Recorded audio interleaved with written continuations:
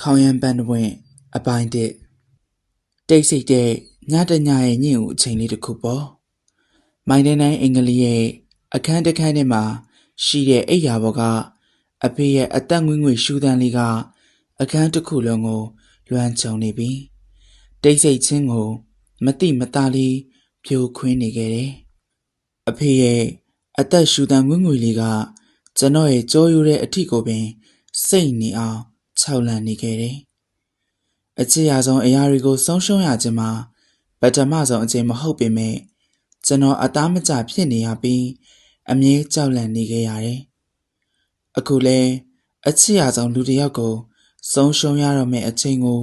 ရောက်လာတာကြောင့်လားမသိကျွန်တော်ရဲ့စိတ်တွေကကျွန်တော်ကိုပြန်ခြောက်လန့်နေခဲ့မိသည်ကျွန်တော်အဖေကတော့ကရုံကရင်ဖြစ်နေသောလက်တွေနဲ့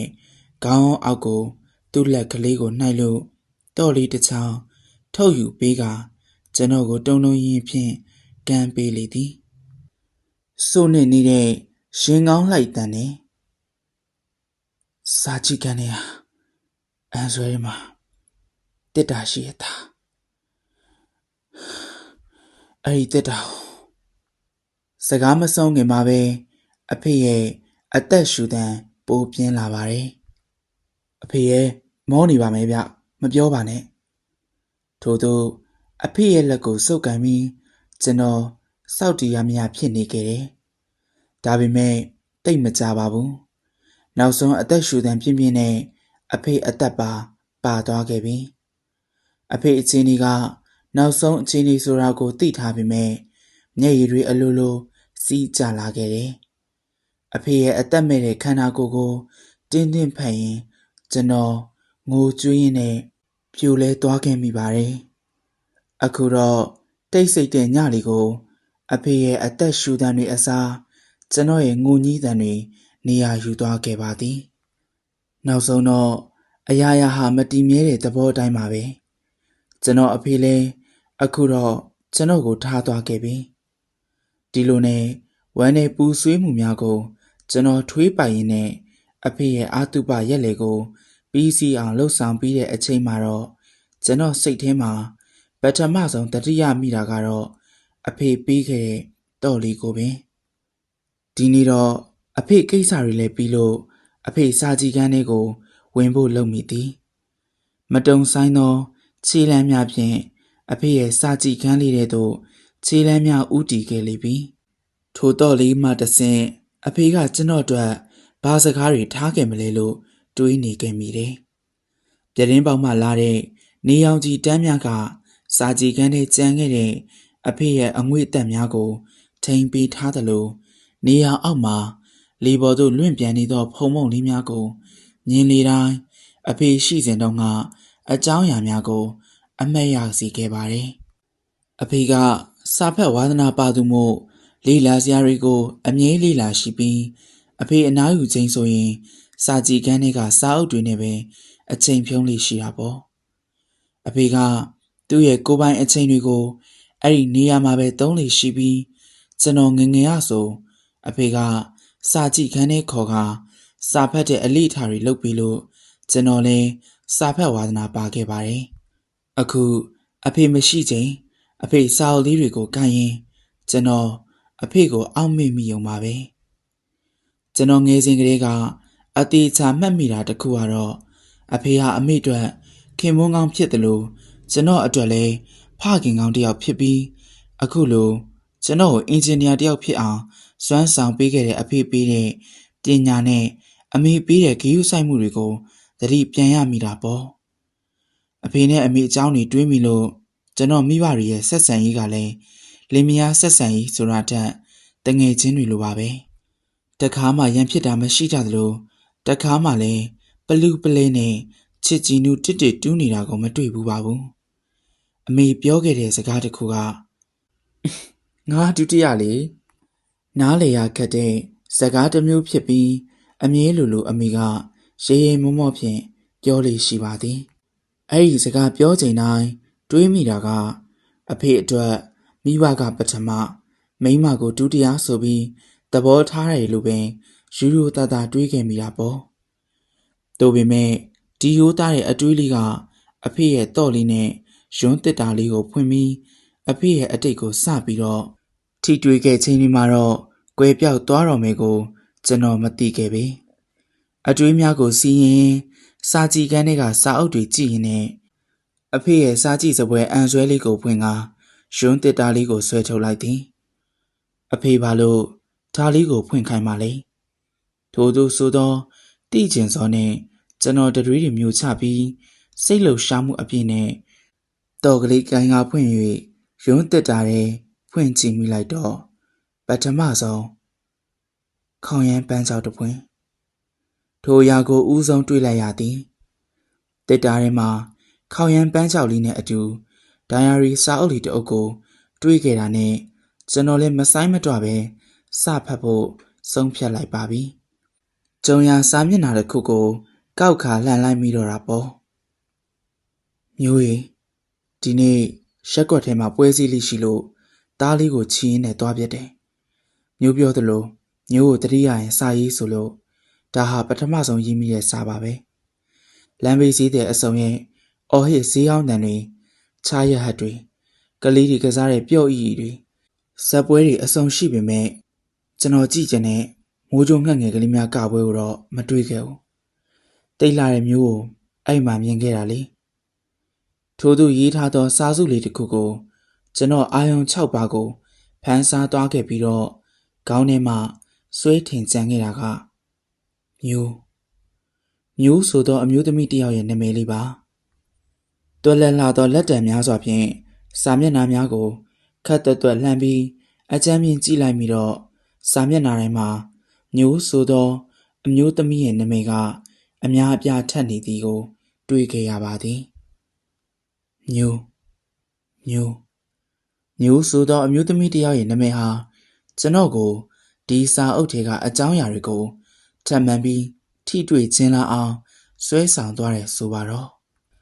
မိုးကြိုးငှက်ငယ်လေးများပွဲဆိုတော့အဖေပတ်သက်ခဲ့တာစက်မင်းသမီးများလားဘယ်သူများဖြစ်နိုင်မလဲသို့မဟုတ်အမေအမြဲတမ်းပြောနေခဲ့တဲ့ဗဟေတိဆန်းဆန်းစကားတွေတဲကအမေကဒုတိယဆိုတော့မဟုတ်မှလွေရောအဖေရဲ့ရီးစားဦးများလားဆိုတဲ့အတွေးပေါင်းများစွာကခေါင်းထဲပြုံဝင်လာပြီးထိုအတွေးတွေကမေးလာတဲ့မေးခွန်းတွေရဲ့အဖြေကစာအုပ်ထဲမှာရှိနိုင်မယ်ဆိုတာကိုတော့ကျွန်တော်ကျင်းတည်ယုံကြည်တာကြောင့်အဖြေရှာရန်စီးမျောခဲ့တော့ပါတယ်ကာလကတော့2000ပတ်ဝန်းကျင်ရဲ့ညလီတညမှာအစပြူတာပေါ့ကျွန်တော်တငယ်ချင်းမှတန်တာနဲ့အတူပွဲစည်းကိုတွားရင်းလာရင်ဘာကြည့်ရင်ကောင်းမလဲစဉ်းစားနေတော့တငယ်ချင်းတန်တာကဟဲ့ဖိုးစောငါတို့မိုးကြိုးငှက်ကလေးများပွဲကိုကြည့်ကြအောင်ဟာအဲ့ဒါဘာပွဲလဲဟာမိန်းမရှာရီလေမိန်းမလိုဝစ်ပြီးကတယ်ပွဲပျော်ဖို့တော့ကောင်းနေဟာမိန်းကလေးအစ်စ်လိုပဲလှကြတယ်ငါတခါတော့ကြည့်ဘူးလေနင်ကြည့်မလားအေးကြည့်မယ်လေငါမြင်မှုတွေရှိတာပေါ့ဟာအဲ့လိုနဲ့နှစ်ယောက်သားလက်မှတ်နှစ်ဆောင်ဝယ်ပြီးပွဲချိန်ကိုစောင့်နေခဲ့ကြရတယ်ဇက်ပွဲကလည်းနမဲကြီးမင်းသမီးတွေနဲ့ခက်စင်းစင်းနမဲတွေနဲ့စိတ်ဝင်စားအောင်ကြော်ညာပြီးတော့လက်မှတ်တွေဝယ်ဖို့လော့စပီကာနဲ့အော်တာပေါ့မေမူယာစုနန္ဒာလိုင်းထထအိန္ဒရာဘူထို့သူဆိုတဲ့နေပဲအစုံကတရုတ်ဆောင်အဆူတော်တို့နဲ့မားနိုင်လောက်တဲ့မိုးကြိုးငှက်ငယ်လေးများရဲ့နာမည်ကြောင့်အလိုလိုပြုံးမိခဲ့ပါတယ်တိတ်ပင်မကြပါဘူးပွဲချိန်ည9 နာရီလဲစရောရှုံထဲမှာဝင်လို့ရပြီလို့ပြောတန်ကြတော့ကျွန်တော်နဲ့တန်တာနှစ်ယောက်သားအတူဝင်ရင်စင်ရဲ့အနီးဆုံးနေရာမှာရွေးထိုင်ခဲ့ကြပါတယ်ကျွန်တော်ဘဝမှာတခါမှမကြည့်ဘူးပါဘူးမခံစားဘူးသေးသောပွဲအမျိုးအစားတစ်ခုကိုကြည့်ရတော့မှဖြစ်လို့စိတ်လှုပ်ရှားနေမိတဲ့အပြင်ဘလို့ပုံစံမျိုးလေးများနဲ့ဖြောပြမလဲလို့ကိုကျွန်တော်စိတ်ဝင်စားစောင့်နေခဲ့ပါတယ်များမကြားခင်မှာပဲကလကရှိသို့တွက်လက်ပြီးအမျိုးသမီးဝတ်ဆောင်ဝတ်ထားတဲ့မိန်းမရှာလေးများအစီအီထွက်လာပြီးပွဲဆဆချင်းကိုအပြူတော်အကနဲ့စဖွင့်တယ်နောက်ပြီးတယောက်ပြီးတယောက်ကကြသည်ဖြောပြေကြတဲ့အပြင်တချင်းတွေနဲ့လိုက်ဖက်တဲ့ဝေစားဆင်းရဲမှုတွေကြောင့်တကယ်မိန်းကလေးအလား ထင်မိတဲ့အချိန်တွေတောင်ရှိခဲ့ပါတယ်။သူတို့ရဲ့တွက်လက်စမ်းပြတဲ့ဖြောပြတင်ဆက်မှုတွေကတော့ဇက်ပွဲကြည်တိုင်းအိမ်ငိုက်နေတဲ့ကျွန်တော်အတွက်တော့မပြင်းနိုင်ပဲဖြစ်နေခဲ့ပါတယ်။ဒါအပြင်တချို့တွေကိုဆိုယောက်ျားလေးလို့သိနိုင်ပေမဲ့တချို့တွေဆိုရင်မင်းသမီးတွေအဆိုတော်တွေရဲ့နာမည်နဲ့သူတွေဆိုရင်အဲ့ဒီမင်းသမီးအဲ့ဒီအဆိုတော်တွေလို့ထင်မှတ်မှားလောက်အောင်ကိုအပြင်အစင်တွေအမူအရာတွေတူနေတာတွေ့ရပြီးတော့တချို့တွေကတော့ခက်ပြောင်ပြောင်အမူအရာတွေနဲ့ဆိုတော့ပြိတ္တများတဝါဝတဟဟနဲ့ပေါ့ဒီလိုနဲ့တိတ်မကြခင်ပါပဲအခုတခါနောက်ဆုံးအလှည့်ကျကပြမယ်သူကတော့မင်းသမီးချော်လီမျိုးဒါလီပဲဖြစ်ပါတယ်ရှင်အားပေးကြပါအောင်ရှင်ထိုစကားအဆုံးမှာစင်ရှိထွက်လာတဲ့မျိုးဒါလီကိုတွေးလိုက်ရချိန်မှာတော့ကျွန်တော်ရင်းနေဟာကနေတောင်ဖြစ်သွားခဲ့ပြီးတော့စိတ်ထဲကနေလှလိုက်တာထို့သို့ရှေးရွတ်မိပါတယ်မျက်ခုံးထူးထူးလေးနဲ့မျက်နှာဝိုင်းဝိုင်းလေးကိုမှသူ့မျက်နှာမှာခြေသထားတဲ့စမ်းပြတဲ့မိတ်ကပ်ပုံစံမျက်တောင်ထူးထူးကိုမှမျက်လုံးသားမှာခက်နဲ့ခြေသထားပြီးမှထူးထူးခြားခြားကိုလှနေသူလေးကြောင့်ကျွန်တော်ညောသွားပါတယ်ဘေးကတငယ်ချင်းတနာဟဲ့လှရနော်သူကကျွန်တော်ပခုံးကိုပုတ်ခါပြောမှကျွန်တော်လည်းသတိပြန်ဝင်ပြီးအေးဆိုထို့သို့ထောက်ခံလိုက်ပါတယ်မျိုးဒါလီကနှွေယူဝင်းရဲ့မားနဲ့မောင်းဆိုတဲ့တခြင်းနဲ့စဖြောပြင်းနဲ့စင်ရှိမှရှိရဲ့ကျွန်တော်ကိုလက်ညှိုးလေးထိုးရင်းမျက်စာလေးပြည့်ရင်းနဲ့အမူအရာလေးတွေလှုပ်တော့ကျွန်တော်မှမတိမသားလေးကြည်နူးမိနေသလိုမျက်နှာများပင်အလိုလိုရဲလာမိတာပေါ့ရှင်ထဲမှာကလည်းကလိကလိနဲ့ဘလို့ခံစားကြမှန်းမသိပေမဲ့ခံစားလို့ကောင်းတာတော့အမှန်ပါတခြင်းလေးကလည်းကောင်းသူ့အမူအရာလေးကလည်းကောင်းနေချိန်မှာပဲရုတ်တရက်ပွဲနောက်ကအမူသမားတယောက်ကစင်ပေါ်ကိုခတ်မာမအရာတစ်ခုနဲ့ပြစ်ပေါက်လိုက်တာပါတောက်ချောက်တွေရှောက်ကြားကြီးတွေဖြစ်ပြီးနှွဲ့နေလိုက်တာကွာထို့သို့ဆိုပြီးမူးမူးယူးယူးနဲ့ထအော်ပြောတော့တယ်ပြစ်လိုက်တဲ့အရာကထိမှန်သွားတော့သူ့မျက်နှာလေးတစ်ချက်ပြတ်သွားတာကိုတွေးလိုက်ပေမဲ့ချက်ချင်းဆိုသလိုဟန်မပြတ်ဆက်ဖြောပြေရှာပါတယ်ကျွန်တော်ရင်းနေကတော့စိတ်မကောင်းဖြစ်မိသွားသလိုအမူးသမားကိုလည်းဒေါသထွက်မိလို့ပြဿနာရှာမယ်လို့တော့လုံခြုံရေးကအမူးသမားကိုခေါ်သွားတာတွေ့လိုက်ရလို့စိတ်လျှော့လိုက်ခဲ့ပြီးမျိုးဒါလီရဲ့ဖြောပြမှုကိုဆက်လက်ရှုစားခဲ့ပါတယ်သူရဲ့အလှမှာပဲကျွန်တော်ကြည့်ရင်နဲ့ကိုတချင်းလေးကပြီးလို့ပြီးသွားမှမသိပြီးသွားခဲ့ပါတယ်သူကလည်းအားလုံးကိုမီးအောင်အောက်မှာကော့ကြော့လေးနဲ့ပြုံးပြလို့လက်အုပ်ကလေးချီရင်နှုတ်ဆက်ပြီးစင်နောက်ကိုပြန်ဝင်သွားခဲ့သည်ပျော်ပြမှုကပြီးသွားခဲ့ပေမဲ့ကျွန်တော်ကတော့မပြီးသေးပါဘူးတနာငါတို့သူ့ကိုအားသွားပြအောင်ကွာတနာပါတယ်ဟာထို့သူစကားစားတော့တန်နာကလည်းချက်ချင်းပါပဲငါလည်းတနာတယ်သူ့ကိုဒါပေမဲ့ငါတို့အိမ်ပြန်နောက်ကြမယ်လေမိုးရမ်းချုပ်နေပြီဟာအမေကတတ်တော်မှာထို့သူပြောတော့ကျွန်တော်လည်းတိုက်တွန်းနဲ့လာပါဟာထို့သူအတင်းကျပ်ပြောပြီးစင်ဘေးပေါက်နာကို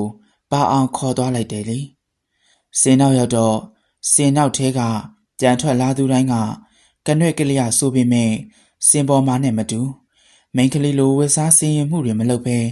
ရှက်အင်းကြီးနဲ့ပစိုးလေးများကိုစီနဲ့ထွက်ခဲ့ကြပါတယ်ထွက်လာသူတွေကကျွန်တော်ကိုစသလိုနောက်သလိုပြောသွားကြည်သွားကြသေးရဲ့